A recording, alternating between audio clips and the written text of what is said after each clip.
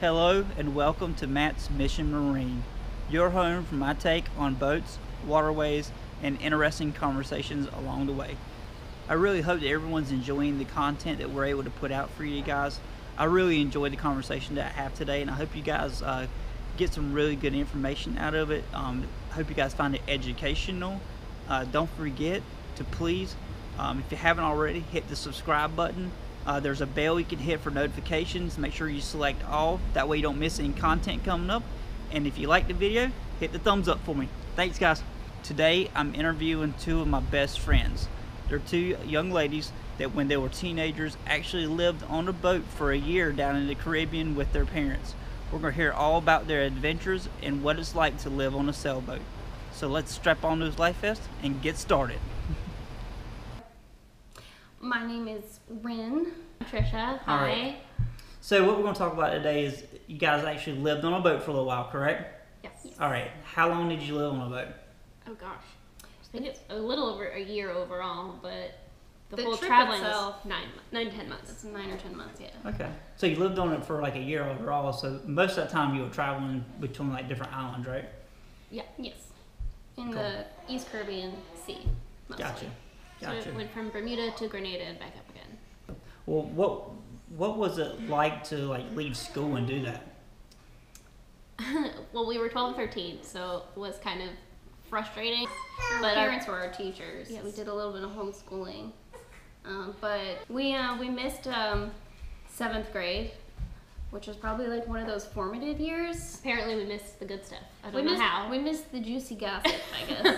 But I think that it really helped us develop at that age, I think, because we went from being around kids all the time to being around adults all the time. So we learned a lot really quickly. So it helped you to kind of develop social skills. Yeah. That and we learned a lot about just different cultures as well, which is In the for real that world. age range was a Gotta be a lot to shock. learn. Well, we weren't.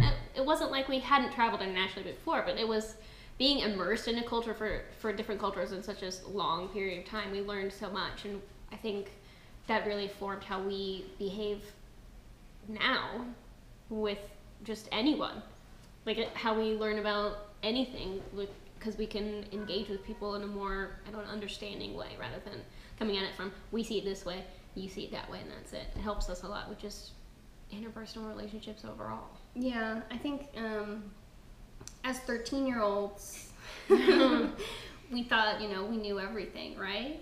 And even living in that type of environment, it really pushed us to try and understand other people's perspectives and communicate with adults on a regular level. And even though we still acted like we knew everything, it was really cool to meet people who had, different jobs than people we knew and different backgrounds and lived in different countries and spoke different languages.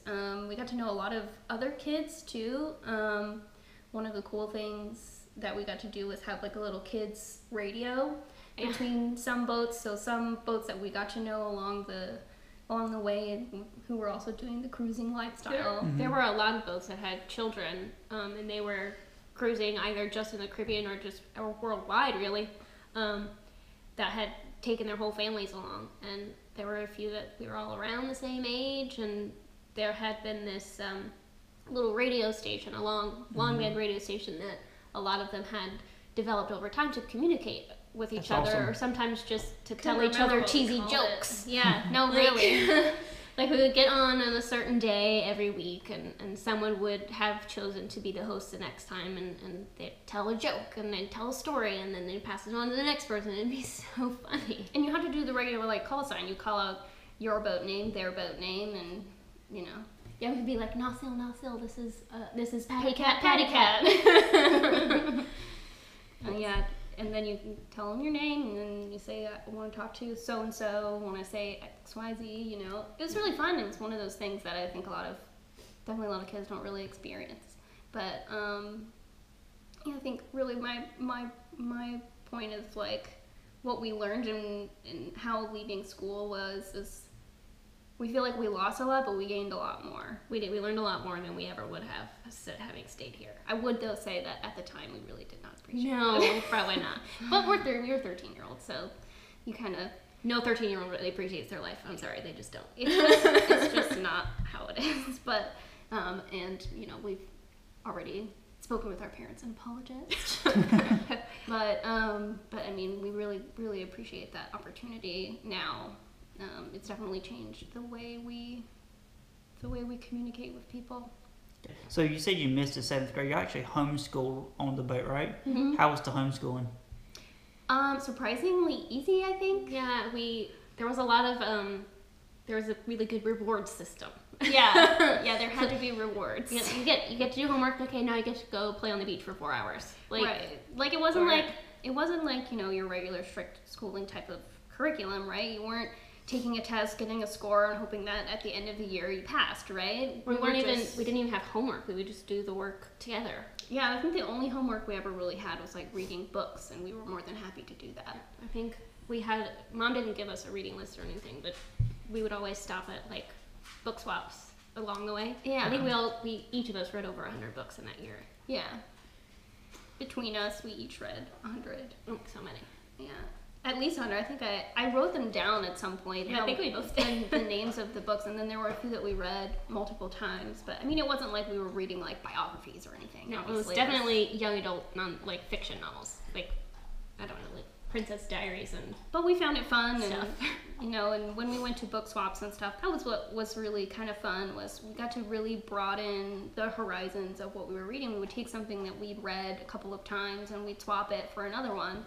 And we'd read that and then go back. And that's kind of one of the things that's really common in the cruising world, I guess. But yeah, there's always like a little library of books. Leave it, take it. Like Yeah. the little penny jar at the gas station. Mm-hmm. yeah, and that was kind of like our English class, I guess. And our mom was more like the English and History teacher. And our dad was Science the and science and math. Yeah. But the science part, like at that age, you're learning about anatomy. Oh my god. Oh, there's a story. I don't want to tell it. Oh my god. You have to now. Yeah, now, so, okay. There's a season in the Caribbean called Looney Season where people pretty much just don't wear clothes if they don't have to. Specifically, let's talk about, we were in the British Virgin Islands. We had just turned 13, and we were, I can't remember where exactly, but we were doing a snorkeling adventure, and crystal clear blue waters around this little, around this little area that's like all the people who come to the British Virgin Islands, they make their way over there at least for snorkeling, and if not scuba diving as well. And so we were doing a little loop around like a stone in the middle of the ocean, which was covered in coral. And of course, I saw a barracuda, so I went the other way. She was and Mom and Dad terrified went of the them. other way. So, we were entrusted to swim at whatever speed. We know where the boat is, right? So, this like huge yacht pulls up, and this rich dude with all these chicks with him. They hop off on another small motorboat, Yeah. which is their dinghy, but it's not a dinghy. It's not a dinghy, it's a boat. So we swim right up next to it because it's just coming this way, and we were going that way, and all of a sudden a big splash, right? Because they're jumping in. So we look to see what the splash is, and lo and behold, a naked old man and his two naked young women with not real anatomy parts. So they floated. And so we go screaming, swimming, holding hands to be like, Mom! With our flippers on. Oh my God! That guy over there is naked, and so are the ladies. And so our father, The first response thing out is, of his mouth. it's anatomy class. Go back. Oh my god. And I think that's definitely one of the more memorable moments, just because it was just so hilarious, especially when you look back at it now. But like, who does that? Well, yeah, that's one of the pretty funny experiences. I mean, like, again, lots of different people, different lifestyle, but also people who are getting out of their lifestyle like that. So, there's also people who live on boats who are nudists. Nudists, yes, they See just that a lot. sailing naked. Yeah, especially there was one boat painted like a zebra in St. Martin, and Always naked. they were always naked, including the kids. Toddlers running around with pants on us. It was very funny, but also like, yeah, embrace your lifestyle. Do Okay. it. Do you. So where's the favorite place that you guys visited? Favorite place. Oh, that's hard. I think it was That was probably Saint Martin, because that's a French and a Dutch island, and it had a movie theater I had to see in English. But it would never have English subtitles. Right. It was funny. We saw one of the Lord of the Rings movies, and the subtitles were in Spanish. So every time they spoke Elvish, we had to be like, Mom, what do they say? And then also, we went back again, and then the subtitles were in French. So funny. And so it was the only movie theater we ever came across, ever. Yeah. In every island. And we It's the only one. went a lot. We went a lot. I think that was my favorite one for fun stuff. Well, it's because they had lots of shopping, too. It was really fun. What's your best and worst memories about living on the boat? I think my best memory is probably just kind of the overall experience. I think as I get older and the more I think about it and the closer I get to having my own kids, I'm like, man, I really had this wonderful opportunity, and I just replay every person I met, every experience I had, and all the things that I learned, and every opportunity I was allowed. We could swing off the boat whenever. Exactly what I was thinking. Whenever we had this we used the spinnaker rope. It was the spinnaker rope, and we would tie that big sail at the front of the boat. Yeah, and we would tie a loop at the end. We'd hook up the hook itself on top of the rope. We would hang onto the loop, and we'd run Off the roof. from the starboard side to the port side, and we would just jump off into the ocean. I think the first time we ever did it, and I think the longest time that we did it, was when we were in St. Bart's.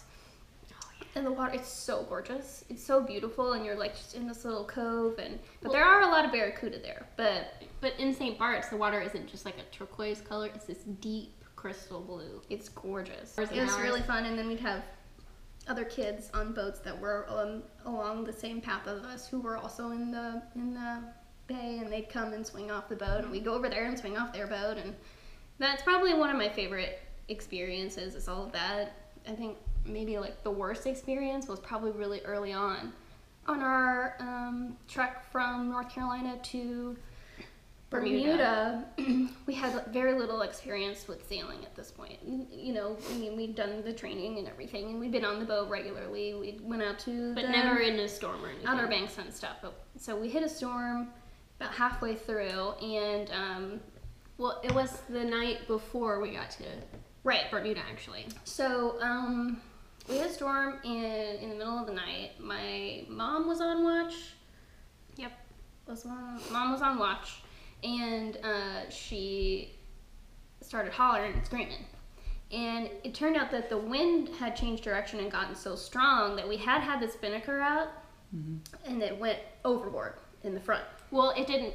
It had started to collect. Right. So what they needed to do was bring it down. But as my parents had tied themselves onto the ship because it was a storm, right? But we're inside. And we're watching them sway, and it's raining and windy, and the ship's going like this, and the sail's doing whatever it wants, and they're trying to bring it in this wind, right? Because it has its own little container at the top, which is how you let it out, and then how you bring it back in, because you can't be bothered to gather it this. It's like a bag that slips over. Yeah, like a little ring, and then you slip it over. So they were trying to pull it down, but because of the way the wind was going, they're trying to pull the ring down, and then it went. Well, they dropped it too low. Right, they dropped the spinnaker rope too low, so the sail went over the front of the ship, underneath the bow, and ripped. Yeah, and it pulled my mom over, almost overboard. And I was hollering and screaming, and Trisha was hollering and screaming. We didn't know what to do. There wasn't anything we could do because we didn't have any safety gear on. And my dad was yelling and screaming. We had it on. We just were inside. Yeah. Because they didn't want us outside. Right, they didn't want us out there. Yeah, because we had those harnesses too. But, so, yeah, that was probably the scariest. Eventually they got it up and everything, but the sails, completely ruined. But still, yeah, that was scary. That was really scary. That was probably the worst memory. Everything else was pretty fun. After that, Dad got real picky about weather. We got kind of stuck in that transit because it was 4 or 5 days from North Carolina to Bermuda to sail, and we just had to go. There was nowhere to stop in between. I think my favorite, my best memory, maybe not just a memory, but my favorite part was learning different languages. Because there were so many different islands with so many different nationality overtaken, you know, like French islands and Dutch islands and German and English, and you're just like, what's happening? Yeah, you have to learn as you go. Yeah, I learned a lot of French, and that's kind of what made me want to learn French and later on in high school and stuff. So, but worst memory, I think I agree with Red. But What was a typical day on the boat? So you got up, what'd you do? probably make some tea or something in the morning, and then like just wander. Well, if we're like anchored or moored somewhere, we just wander around the boat in the morning until everybody's up. We read a lot. Right. But I think that more often than not, what we typically did was, you know, we get up, we had breakfast with mom and dad, and then Chores on the boat, like cleaning some of the stainless steel, or trying to cleaning keep it from cleaning up rusting the cleaning the salt off some of the areas, or cleaning up the dinghy, cleaning up the trampoline area. There's a lot of cleaning. Lots of cleaning all the time because salt is a thing. You know, and then the occasional going swimming, and then while we're swimming, going under the boat and Checking underneath. checking for barnacles and scraping them off, stuff like that. And My dad had this pastry scraper to get the barnacles off. Yeah.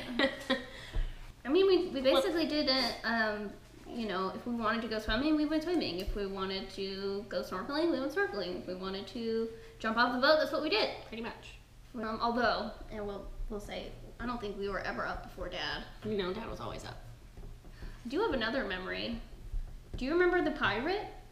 Oh yeah, in Dominica. Okay, so we were in Dominica, and my dad is up because he heard a scream from the boat behind us, and the lights were on. We're like, what's going on? And then Dad hears this thump thump on the boat, like there's a person, and he looks out the door from the salon area, and there's a guy standing there, stark naked, slick as a pig, just covered in oil, Over And my he goes- window, which was and he's like, hey! So he's like trying to get out, and the guy's like running around, and then my dad gets out. He's gone. Didn't hear a splash. Nothing. It's because he's covered in oil. Because I just slipped right into the water like a little eel. So apparently, I think he got off with like a buoy and some rope. Mm-hmm. But he had startled the woman behind us because he did the same thing to her. Like she heard thump thumping and saw him out there. Mm-hmm. But we were in a taxi the next day going around the island, and the guy's like, oh yeah, we know who that is. What? You know exactly who that is? He's like, yeah, he's in custody. No, they're like, he does that all the time. You're like, he does what now? No, he was in the prison. He was already in said- jail or something because he had tried something else right after that and got caught. Yeah, someone had caught him, but they said he does it all the time. Yeah, he said that he's been known to get on a boat, sneak up to you right next to your face, and take your wallet. Yeah. Or your watch or keys. Or watch or keys, something valuable. And yeah, it's very interesting. What about like provisions, water, groceries? How did like getting fresh water work? And Water was easy because we had a water maker. We had a desalinator. We call it a water maker. It's a water desalinator, and all we really had to do was make sure that the filter was clean and that we were in clean water. So we usually wait till we were way out of the shipping line and many, many miles offshore. But we would also, buy water. You can buy it in jugs and stuff. But it's better to make your own because then you don't have the added weight on the boat because you have all your belongings on the boat, right? And you don't want it below the water line. Yeah. But we did, provision as infrequently as we had to. But A lot of stuff was frozen. We had a big freezer on the boat. Yeah, really big lift top freezer. We had a lot of room for dry goods storage. We went fishing a lot. Lots of fishing. In particular, between St. Kitts and Nevis and Just anywhere in the BVI. yeah, we got mahi a lot. Mahi having a And lot, tuna. tuna having a lot. Small. Of course, we would always catch barracuda too. We had to let those We go. always let them go. But we But can't eat those. on one of our last treks, when we were on our way back to North Carolina from Florida, we caught a huge kingfish, and we lived off that for a long time. That was like the only food we ate all the way back. Yeah, it was really good. We would, more often than not, my mom liked the French grocery stores. Oh yeah, those were the best because they had chocolate. They had the best candy. But also they had the best produce. So we would stock up on produce, and that's all we would eat until we ran out, and then we'd go to the frozen and dry goods, right? So we try to get all the fresh food in before we ran out. But luckily we didn't have to like super stock up for too Yeah. long because we were in the Caribbean. All the islands are super close together, like a day, maybe 2 apart. Sometimes it's just hours. Yeah. Yeah, we, it's unlike any other regular grocery store run, except you don't have like a cart and a car. It's just you It's a carton and carrying your bags. stuff in your bags. Walking 2 or 3 miles. Sometimes we take a taxi if we had to, but Yeah. But mom started a reusable bag collection while we were on this Oh trip. yeah, and She got one from every new place we went. It was really like And people she's collect continued. magnets or keychains. She collected grocery bags. yeah.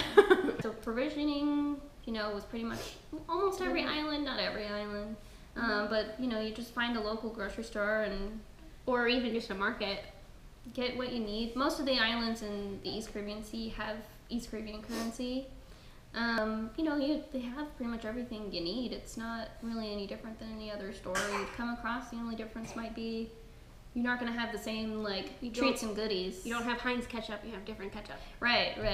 But that was another fun experience too. Yeah. Is like you get all the different types of international snacks. brands. Yeah. So cool. Yeah, I liked the BVI's.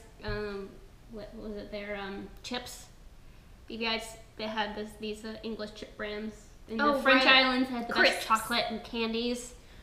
And then there's so many. There's all these I different. really enjoyed. I think Yeah. Antigua. Antigua. I really enjoyed Antigua because they had big grocery stores. like back home big ones. Like as big as that. Refrigerated stores, Yeah. full of air conditioning, which was weird. But you don't come across a lot of air conditioning. You come across a lot of fans, not a lot of air conditioning. But then also Antigua had like Kentucky Fried Chicken. Oh, and yeah. Then the chickens are running around all over the island. That's another thing you come across a lot in the Caribbean is chickens, free roaming chickens And cows. and cows, Donkeys, horses, all of it. goats, There was not horses. a couple. Well, St. Lucia, there were horses. Yeah, but they weren't free. You Well, could they ride horses in St. They Lucia. were walking around. I guess. In the banana groves. It's true. And that's another fun thing about living on a boat is a lot of times People just they come up to you. They're like, "Would you like some bananas?" Or Like you're like, just anchored. do you want a pizza? Oh, that was funny. That was in the USVI's. In the There is USVI's, a there's this pizza boat. boat. There's this boat that makes pizza, like a food truck, but a food boat. Sign me up. Yeah. So Pizza there, boat. in I think it's St. Lucia. In St. Lucia, we were pulled in. It was right around Christmas time. This boat pulls up because they have huge banana groves in St. Lucia, and they pull up with just like 3 or 4 different stalks of bananas, like They're pretty like, much yeah, we'll half take some. a tree. And they try to give you all the bananas. Yeah, it was like, we'll take a bunch, and then they try and give Give you you the like whole 40 thing. bunch. But that's not what we mean, a bunch. We mean like a handful. Like Nice. 6 or 7 Thank bananas. But it was like, I don't know, like the equivalent of like Wasn't- $5 for the whole thing. It's And we were so like, cheap. no.